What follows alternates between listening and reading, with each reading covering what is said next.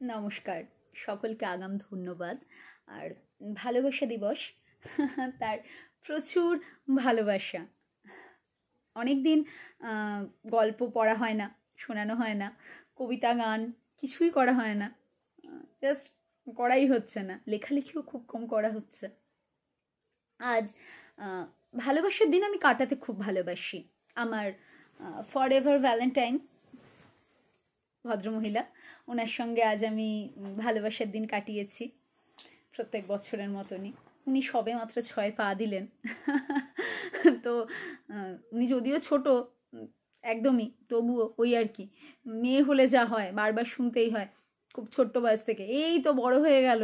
তো যাই হোক, বড় হয়ে যাওয়ার মতন নয়, সে খুব ছোট বাচ্চা, একদম ছোট্ট মানুষ। খুব আগলেই সামলে বড় করে তুলতে হচ্ছে, প্রত্যেককে তুলতে হয় তাদের সন্তানদেরকে ভালোবেসে। আর গত কয়েক বছরে আমার নিজস্ব যে জার্নি, নিজের লাইফ জার্নি, তার মধ্যে দিয়ে বিভিন্ন কিছু দেখেছি, শিখেছি, জেনেছি। আমি একজন single mother and I am a divorcee person. So আমি অনেক কিছু যা যা দেখেছি, শিখেছি, জেনেছি, তার মধ্যে থেকে বিশেষত যেটা, সেটি হচ্ছে আমি তো মফস্বলের মানুষ, তো আমাদের মফস্বলের মানুষদের জন্য, গ্রামের মানুষদের জন্য এবং পিছিয়ে পড়া মানুষদের জন্য, অনেক এগিয়ে যাওয়া মানুষদের ক্ষেত্রেও হয়। তো যাই হোক, তাদের জন্য আমি বলবো, অনেক সময় আপনারা শুনে থাকবেন ওই মানে আফটার ডিভোর্স যে হাত পেতে দান গ্রহণ করা হচ্ছে, ব্যাপারটা খুব অন্যায্য। এই ব্যাপারগুলো থেকে দাবি দাওয়াগুলো না থাকলেই ভালো হয়। নিজের মতন করে ভাবনা চিন্তা তো অবশ্যই করা উচিত, বিশেষত যারা কাজ সেই মুহূর্ত দাঁড়িয়ে করছেন না, তাদের ক্ষেত্রে তো আরই। তো আমি বলবো, এটা আপনার ন্যায্য অধিকার। তো এই অধিকারটা আপনি শুধু চিনবেন বা জানবেন তাই নয়, পাশাপাশি আপনার প্রয়োজন সেই সমস্ত, আপনি নিজে যদি আলোকপ্রাপ্তা হন, তো তাহলে আপনি সেই মানুষগুলো, সেই মহিলাদেরকেও কি বলে শেখাবেন, জানাবেন, বোঝাবেন যে এটা তাদের ন্যায্য অধিকার এবং সেইটার জন্য লড়াই করবেন। আপনাকে যদি এরকম কেউ ভুলও বুঝিয়ে থাকে, সেই কথাগুলোকে জাস্ট কানে নেবেন না প্লিজ, ঠিক আছে? আমাদের সমাজ শুধুমাত্র ঘুম ধরা এমনটা নয়, কিন্তু তার আইনের অনেক জায়গা রয়েছে, নিজস্বতা রয়েছে, নিজস্ব দাবি রয়েছে, সেগুলোকে জানতে শিখুন, মানতে শিখুন। আর সব থেকে আগে যেটা, নিজেকে সম্মান করতে শিখুন। আমি আমার এন্টায়ার এই জার্নির মধ্যে দিয়ে তো এখনো চলছি। আমাদের প্রত্যেকেরই লাইফ একটা দারুণ সুন্দর হয়, বিভিন্ন ধরনের ঘটনা, বিভিন্ন কিছু। তো আমিও সেই ঘটনাগুলোর মধ্যে দিয়ে যেতে যেতে প্রত্যেকটা মুহূর্তে, প্রত্যেকটা পরতে মানুষ চিনছি, জানছি। এটা সব থেকে বড় জিনিস জীবনেতে, মানুষ চেনা এবং জানা। এবং আপনি যদি যে কোনো পরিস্থিতিতে দাঁড়িয়ে সেই ধরনের কথাবার্তা শুনে বা বুঝে নিজে কখনো ভেঙে পড়েন, তাহলে জানবেন আপনার ভেঙে পড়াটা কিন্তু আপনার সন্তানকে এফেক্ট করবে। নিজেকে কখনো দয়ার নজর দেখবেন না, বা অন্য কি বলছে সে তার কথায় অতটা জাজমেন্টাল হবেন না। মানে নিজের প্রতি জাজমেন্টাল হবেন না, অন্য কি বলছে। কারণ আপনি তাকে নিয়ে যদি আলোচনা করতে চান, তাহলে সে হয়তো উল্টো দিকে দৌড়ে পালাবে, তার কাছা ছাড়া হয়ে যাবে, এইরকম অবস্থা হবে, ঠিক আছে? প্রত্যেকেরই ভেতরে অনেক কিছু থাকে, আর যাদের এই ধরুন এইরকম কিছু টুকরো ঘটনা সামনে চলে আসে, তখন তাদের নিয়ে অন্যেরা হাসি ঠাট্টা মজা করতে ভালোবাসে। এটা আমরা বুঝতে পারি, যারা আমরা এই ধরনের বিভিন্ন সময় বিভিন্ন কিছুর মধ্যে দিয়ে চলি, তারা আমরা বুঝতে পারি যে কি হচ্ছে না হচ্ছে আদতে। তো নিজেদের মূল্যটাকে কোনো অংশে কমাবেন না। অনেকে, সে বড় থেকে ছোট, অনেক মানুষই অনেক ধরনের অনেক কথাবার্তা বলবে। সেই কথাগুলোকে যদি মনে হয় যে হ্যাঁ এগুলো শুনবার, সেটা শুনুন। যদি মনে হয় না এটা শুনলে আপনি কষ্ট পাচ্ছেন বা আপনাকে কোনো রকমভাবে দমিয়ে দেওয়া হচ্ছে, দাবিয়ে দেওয়া হচ্ছে, তাহলে জাস্ট সেগুলোকে ইগনোর করুন।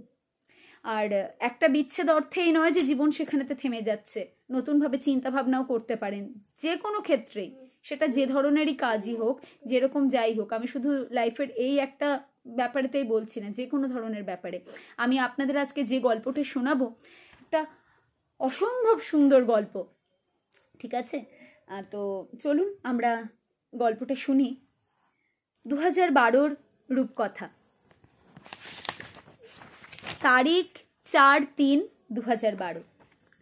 কাগজ পড়তে চাই না বললেও তো রক্ষে নেই।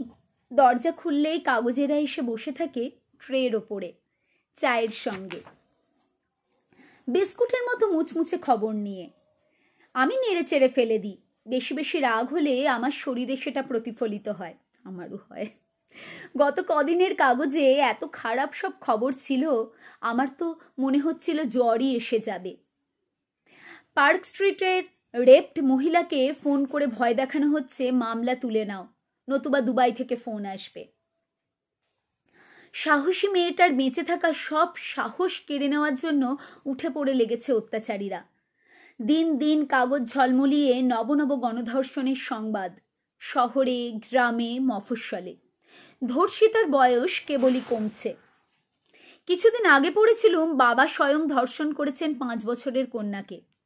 আজকের সংবাদ মফস্বলের স্কুলের হস্টেলের সুপারিনটেন্ডেন্ট 7 এবং 8 বছরের ছাত্রীদের 6 মাস ধরে নিয়মিত ধর্ষণ করে চলেছেন।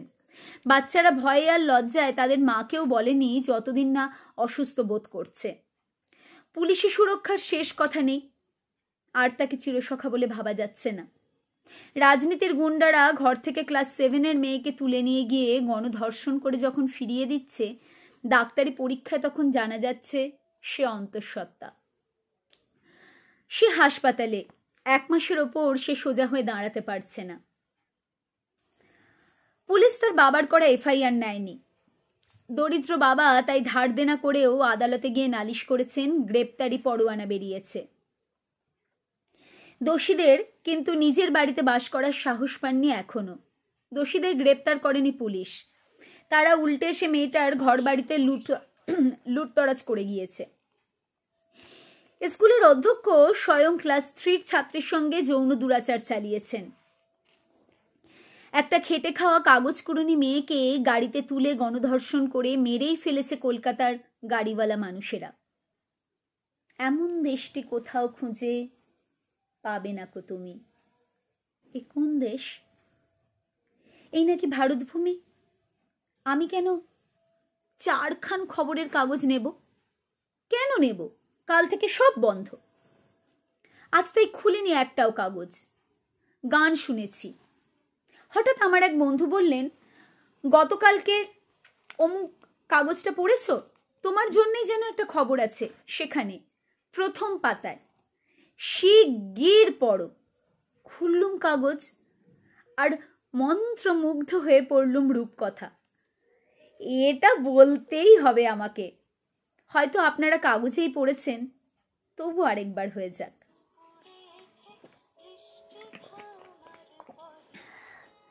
শিবপুরী নামে এক দেশে একটা গরিব মানুষের গ্রাম আছে। সেখানে কিছু মানুষকে অচ্ছুত বানিয়ে রেখেছেন ব্রাহ্মণরা। তাদের বেশিরভাগেরই জমি জমা নেই, কিছুই নেই। খুব অভাব, খুব কষ্ট। তার মধ্যেই অন্যের ক্ষেত খামারে গায়ে গতরে খেটে ওরা রোজ নিয়ে আসে। তাই দিয়ে ডাল, রুটি, শাক, ভাত রান্না করে খায়। তার মধ্যেই ওরা সুন্দর সুন্দর গয়না বানিয়ে পড়ে, পুতুল বানিয়ে খেলে, ঠাকুর বানিয়ে পুজো করে, গান বানিয়ে গায়, তার সঙ্গে নাচে। এত সুন্দর রংচঙে পোশাক পরে যা চট করে ময়লা হবে না। সবাই মিলেমিশে যথাসাধ্য আনন্দে থাকে। সবাই মানে ওই আর কি, ওরা যারা অচ্ছুত তাদের নিজেদের মধ্যে। গ্রামের অন্য কেউ তো মেশেই না ওদের সঙ্গে। সেই যে চণ্ডালিকার গল্প আছে না, ওকে ছুঁয়ো না ছি, ও যে চণ্ডালিনের ঝি। এখানে রকম সকম ঠিক তেমনই। লোধি জাতের মানুষ ওরা, ওদের খুব কষ্ট, অনেক পিছিয়ে আছে ওরা। সারা দেশ যখন এগিয়ে চলেছে, এখানে একটি কথা বলার, সারা দেশ যখন এগিয়ে চলেছে, অনেক কিছু এগিয়ে চলেছে, এই ছুঁয়ো না বাতিকটা রয়েছে, এক ঘরে করে দেওয়ার বাতিকও রয়েছে। এইগুলো আমিও ফেস করেছি, আমার পরিবারও ফেস করেছে, মানে আমার বাবা ভাই, তাদের কথা বলছি। এটা হয়। দেশ এগিয়ে চলেছে, মানুষ এগিয়ে চলেছে, তবুও হয়। সেই গ্রামে একজনের 2টি মেয়ে আছে। ওদের দেশে আবার মেয়ে থাকাটা খুব সমস্যার ব্যাপার। তাদের অনেক পয়সা দিয়ে বিয়ে দিতে হয়। এতদিন এই অচ্ছুতদের সমাজে অন্তত বিপরীত নিয়ম ছিল। বরদেরকেই শ্বশুরকে কন্যাপণ দিয়ে মেয়ে নিয়ে যেতে হতো। যত বড় মেয়ে তত বেশি পণ, কেননা মেয়ে তো গিয়েই কাজে লেগে যাবে, তাকে তো খাইয়ে পরিয়ে পুষতে হবে না। বাচ্চা মেয়ে হলে যেমন, বাচ্চা বউ সস্তা ছিল, ওদের জন্য ওদের বাপকে কম পয়সা দিতে হতো। কনের বাবা মা তাকে এতদিন খাইয়ে পরিয়ে বড় করে ওদের ঘরে দিয়ে যাচ্ছে, সেই খরচের কনকাঞ্জলি শোধ করে দিত মেয়ের বরপক্ষ। এখন তারা ব্রাহ্মণদের দেখা দেখি উল্টো পথে হাঁটছে। কনকাঞ্জলি আর নেই, এখন বরপণ। উঁচু জাতে লোকেরা করে, অতএব ওটাই বুঝি সম্মানের। এই মনে করে জাতে ওঠার ইচ্ছে পণ দেওয়ার বদলে পণ নেওয়ার অভ্যেস করছে। তাই মেয়ের বাবা মা একটু একটু করে জমান মেয়ের বিয়ের পুঁজি। সেই গ্রামে একজনের ছিল 2 মেয়ে, তারা স্কুলে পড়ে। তাদের মধ্যে যে বড়, তার বিয়ে ঠিক হলো। বিয়ের জন্য পণের টাকা ছাড়াও এক এক করে দান সামগ্রী জমাচ্ছেন মেয়ের মা বাবা। পাড়ার লোকে দেখতে আসছে, কত আনন্দ, নতুন গয়না, নতুন ঘাগরা, চেলি, নতুন বাসন, মিঠাই, পাড়া শুদ্ধ সবাই খুশি। মেয়ে দুটো স্বভাব যেমন ভালো, দেখতেও তেমনই মিষ্টি। সবাই ওদের ভালোবাসে। বিয়ে নিয়ে সবাই আহ্লাদে মেতে আছে। হঠাৎ বিয়ের 2 দিন আগে মাঝরাতে মশাল নিয়ে হই হই করে ডাকাত পড়লো ওদের বাড়িতে। ডাকাত ওদের বিয়ের জন্য গোছানো পণের টাকা, গয়না, বাসন সব তো কেড়ে নিয়ে গেলই, বাড়ির যা কিছু ছিল তাও নিঃস্ব করে দিয়ে গেল পরিবারটিকেও। আর তাতেও তৃপ্তি নেই, যাওয়ার আগে সবাই মিলে ছোট ছোট মেয়ে দুটোকে রেপ করে দিয়ে গেল। গ্রামে কান্নার রোল উঠল। এত বড় সর্বনাশ মানুষ করে? নির্দোষ 2 বাচ্চা মেয়ে স্কুলে পড়ছিল। মাত্র 2 দিন পরে বড় মেয়েটার বিয়ে হওয়ার কথা ছিল। 2 দিন ধরে গ্রাম শুদ্ধ লোকের মনে কষ্ট, মুখ অন্ধকার। মেয়েটা তো সমানে কাঁদছে, তার বোন, মা, বাবাও। খাওয়া দাওয়া হবে, কত আনন্দ হবে, কোথায় আলো আসবে, বাজনা বাজবে। আজকে ওদের গ্রামে বিয়ে বাড়ি হওয়ার কথা, মিঠাই তৈরি হয়েছিল। হঠাৎ দূরের জঙ্গল থেকে বাজনাদারদের শব্দ উঠল, ঢাক, ঢোল, বাঁশি, বিয়ের বাদ্যি যেন। একটু পরে দেখা গেল ছোট একদল বরযাত্রী আসছে। আলো বাদ্যি নিয়ে সেই রূপকথার রাজকুমার এসে আবির্ভূত হয়েছেন বরের সাজে বিয়ে করতে। যেমন কথা ছিল তেমনই। কোনে কই? এই তো কোণের জন্য বর এসেছে। গ্রাম শুদ্ধ মানুষ আশ্চর্য, ঈশ্বরের কত দয়া। সবাই প্রার্থনা করতে বসলো, এত ভালো পাত্রও হয়। যে পুলিশ অফিসার ডাকাতির খবর করছিলেন, কিছুই করে উঠতে পারেননি যদিও, তিনি বললেন মেয়েটা আছাড়ি পিছাড়ি কাঁদছিল, ওকে কিছুতেই ভোলানো যাচ্ছিল না। যখন বর সত্যি সত্যি এসেছে দেখলো, তখনই সে উঠে পড়ে সাজগোজ করলো, ঠাকুরের কাছে প্রার্থনা করলো, আর শ্বশুর বাড়ির প্রত্যেকটা লোককে ধন্যবাদ জানাতে লাগলো। বরকে জিজ্ঞাসা করা হলো, রেপড মেয়েকে কেন বিয়ে করলেন? মধ্যপ্রদেশের ওই অঞ্চলে বাড়িতে কেউ রেপড হলে শুধু যে ধর্ষিতা সেই নয়, সারা পরিবারই এক ঘরে হয়ে যায়। শুধু মধ্যপ্রদেশে হয় না, আমাদের সমাজেও হয়, আমাদের দেশেও হয়, মানে আমাদের রাজ্যেও হয়, অনেক কিছু হলেই হয়। রেপড মেয়েকে বিয়ে করা সম্ভব? এটা কেউই ভাবেনি। ডাকাত যা করেছে তার জন্যই তো বিয়েটা আরো জরুরি। রাজপুত্তর বললেন, আহা, ও কি একা জুঝতে পারে? আমার বউ আর আমাকে দুজনকে মিলেই তো অন্যায়টার সম্মুখীন হতে হবে। ওর কি দোষ? ওদের কত যন্ত্রণা গেল। আমাদের সবাইকেই এক হয়ে এই অন্যায়ের বিরুদ্ধে লড়াই করতে হবে। সবাই যদি এমন ভাবে। স্বাধীন দেশে, গণতন্ত্রে এমন অনাচার চলতে পারে না। রাজকুমার আচ্ছেলালের কথায় পুলিশও মুগ্ধ। তার মনে এত জোর, চোখে এত আলো, বুকে এত ভালোবাসা। আর সেই থেকে ওদের গ্রামের মানুষগুলো একবারে বদলে গিয়েছে। তারা নিজেদের দিকে নতুন নজরে তাকাতে শিখেছে। তারা নিজেরাই বলছে, তাই তো, তাহলে তো এমনটিও হয়। রেপ মানেই শেষ হয়ে যাওয়া নয়, নতুন করে বেঁচে ওঠা সম্ভব। সব অন্যায়কেই চ্যালেঞ্জ করা যায়, সব অন্যায়কে। নতুন করে প্রত্যেকটা দিন নতুনভাবে বেঁচে ওঠা সম্ভব জীবনের সব ক্ষেত্রে। প্রসঙ্গত রেপ ভিকটিম শব্দটা আমরা ব্যবহার না করে আসুন রেপ সার্ভাইভার শব্দটা ব্যবহার করি। পজিটিভ শব্দ, it's much more positive word.